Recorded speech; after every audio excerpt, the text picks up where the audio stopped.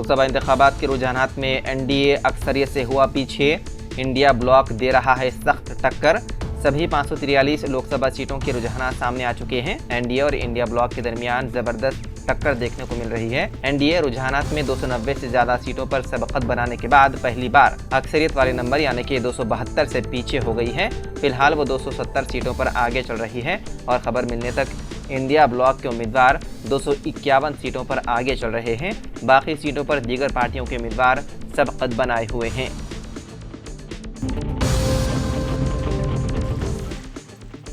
तेलंगाना हुकूमत इंतखाबी ज़ाब्ते अखलाक ख़त्म होने के बाद मेडिकल और महकमे सेहत के मुलाजिमीन के बाकायदा तबादलों का मंसूबा बना रही है। तबादलों के मुताबिक फ़ाइल बहुत तेज़ी से आगे बढ़ रही है। बताया जाता है कि शोबों के सरबराहों से लेकर अस्पतालों के सुपरिटेंडेंट तक तबादले किए जाएंगे।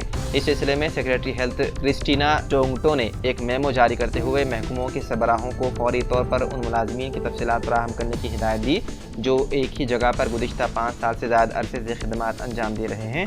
ज़राए के मुताबिक ये तबादले डीएमई, डीएच, टीवीवीपी और आयुष के दायरे कार में होने का इम्कान है। ज़राए ने बताया है कि वज़ीर सेहत दामोदर राज नरसिम्हा खुद तबादलों की मश्क की निगरानी कर रहे हैं।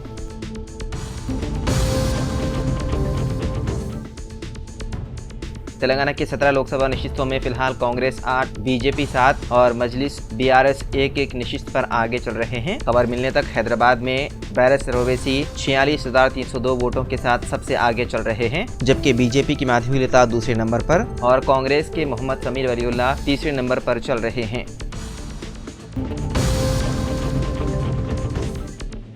सिकंदराबाद पार्लिमानी हलके से बीजेपी के उम्मीदवार जी किशन रेड्डी 32,836 वोटों के साथ सबसे आगे चल रहे हैं, जबकि कांग्रेस के दानव नागेंद्र दूसरे नंबर पर और बीआरएस के टी पद्माराव तीसरे नंबर पर चल रहे हैं।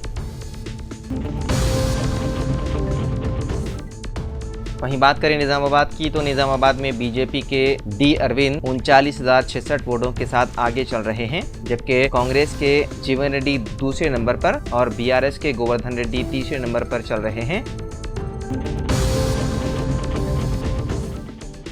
वहीं रियासत तेलंगाना के करीमनगर पार्लिमानी हलके से बीजेपी के उम्मीदवार बंडी संजय 1,11,656 वोटों के साथ सबसे आगे चल रहे हैं, जबकि कांग्रेस के वी राजेंद्र राव दूसरे नंबर पर और बीआरएस के उम्मीदवार बी विनोद कुमार तीसरे नंबर पर चल रहे हैं। लोकसभा इंतखाबात की वोटों की गिनती से पहले समाजवादी पार्टी की सरबराह अखिलेश यादव ने बड़ा इल्ज़ाम लगाया है। एक वीडियो शेयर करते हुए उन्होंने इल्ज़ाम लगाया कि वोटों की गिनती से कबल अपोजिशन जमातों के कारकुनान को घरों में नजरबंद किया जा रहा है ताकि वो वोटों की गिनती में हिस्सा ना ले सकें। वाज़ेह रहे कि लोकसभा इंतखाबात के नताइज का आज ऐलान किया जाएगा।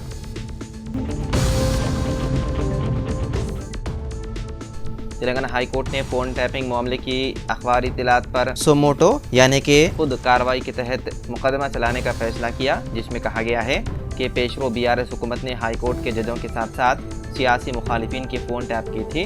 चीफ जस्टिस आलोक आराधे और जस्टिस टी विनोद कुमार पर मुश्तमिल डिवीज़न बेंच मंगल को इस सोमोटो केस की समाअत करेगा। बीआरएस दौरे हुकूमत में स्पेशल ब्रांच में काम करने वाले एएसपी भुजंग राव के बयान के मुताबिक मीडिया में ऐसी खबरें आई थी कि उन्होंने तहकीकात के दौरान इतराफ़ किया कि उन्होंने अपोजिशन लीडरों और हाई कोर्ट के जजों के फ़ोन टैप किए थे, जो तेलंगाना पब्लिक सर्विस कमीशन के पर्चे सवालात की अफशा पर साबिक़ वज़ीर के टीआर पर तनकीद कर रहे थे। यह भी बताया गया है कि हाई कोर्ट के जज जस्टिस के शरत के फ़ोन भी टैप होने का इंकशाफ हुआ था।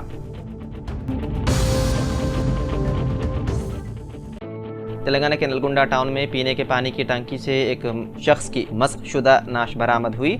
मुकामी हुक्काम ने बताया कि नलगुंडा म्यूनसिपल हुक्काम ने नलगुंडा म्यूनसिपलिटी के 12वें वार्ड में वाक़े पीने के पानी के टैंक में उस वक्त एक नाश देखी जब वो लोग टैंक की सफाई के लिए वहां पहुंचे और उसे खोला। एक सीनियर पुलिस अहदेदार ने बताया कि तहकीकात के दौरान पता चला कि 27 साला शख्स नलगुंडा के पुराने शहर के 28वें वार्ड से ताल्लुक़ रखता था और वो जहनी तौर पर ठीक नहीं था।